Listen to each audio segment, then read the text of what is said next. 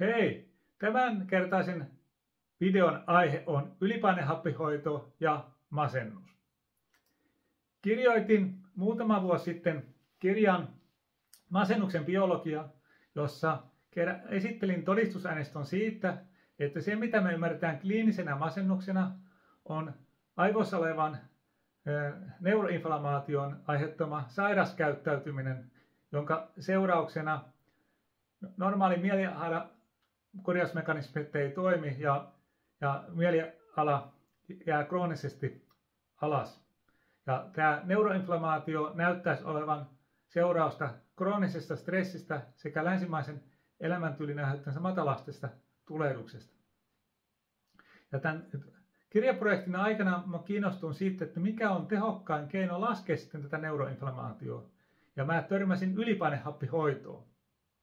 Eli tässä ylipainehappihoidossa hengitetään puhasta tai lähes puhasta happea kovassa paineessa.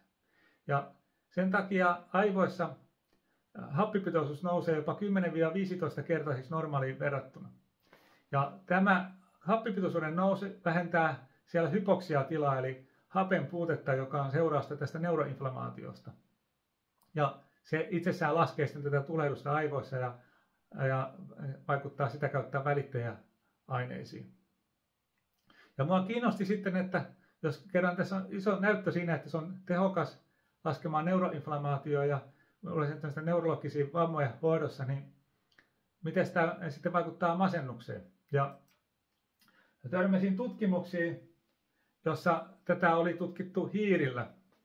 Ja näissä tutkimuksissa on aiheutettu hiirille masennus ja sitten osoitettu, että kun aletaan painehappihoitoon, niin se auttaa lievittämään nopeasti näitä masennuksen oireita ja se vaikuttaa hiiritutkimuksen matalastiseen tulehdukseen tehokkaasti ja se myös muuttaa tätä suoliston mikrobiomia suotuisaksi. Ja näiden tutkimusten perusteella minua kiinnostaa, että miten tämä menee sitten ihmisellä, koska ihminenhän ei ole hiiri, joten näitä ei voi suoraan näitä hiirikokeiden johtopäätöksiä soveltaa ihmisiä. Ja yllätyksekseni tätä oli tutkittu paljon ihmisellä. Ja tässä on yksi meta-analyysi aiheesta, missä on 21 tutkimusta, jotka on placebo-kontrolloituja tutkimuksia.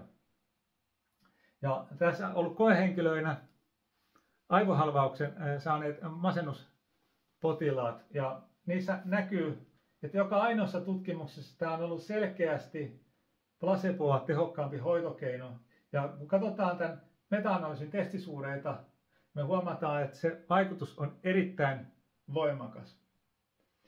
Ja jos me katsotaan masennuksen muita hoitokeinoja, niin me huomataan, että tämä on tämän meta-analyysin mukaan, kun verrataan muiden hoitokeinojen meta-analyysin, aivan eri luokkaa tehossa. Eli esimerkiksi masennuslääkkeidenkin suhteen niin puhutaan jopa 10-kertaisia tehoeroja hoidon tehossa. Mutta mä olin yllättynyt, että itse asiassa tämä auttaa myös muihin mielenterveysongelmiin, mutta joulukuussa tänä vuonna ilmestyi juuri artikkeli, missä oli tutkittu, miten tämä vaikuttaa posttraumaattiseen stressihäiriöön. Ja tutkimuksessa oli 28 koehenkilöä, jotka sai placeboa, tai 28, jotka sai painehappihoitoa. Ja huomattiin, että placebo-ryhmässä tämän tutkimuksen aikana nämä oireet lisääntyi, mutta ne, jotka sai painehappihoitoon, niin ne lähes puolittu. Ja näissä tutkimuksissa täytyy muistaa se, että nämä on saanut pelkästään painehappihoitoa, että niiden elämässä ei ole mikään muu muuttunut. Että jos haluaa hoitaa painehappihoidon avulla mielenterveysongelmia, niin kannattaa tämän painehappihoidon lisäksi laittaa ruokavalio uusiksi, eli terveellinen ruokavalio, joka laskee tätä matalastista tulehdusta ja samalla harrastaa liikuntaa, niin voisi kuvitella, että nämä hoidon teho olisi tätäkin voimakkaampi. Eli kannattaa suhtautua tähän masennuksen hoitoon kokonaisvaltaisesti. Eli tämä painehappihoito auttaa hyvinkin nopeasti, mutta ei kannata luottaa pelkästään siihen, vaan kannattaa kokonaisvaltaisesti hoitaa mieltänsä ja terveyttänsä.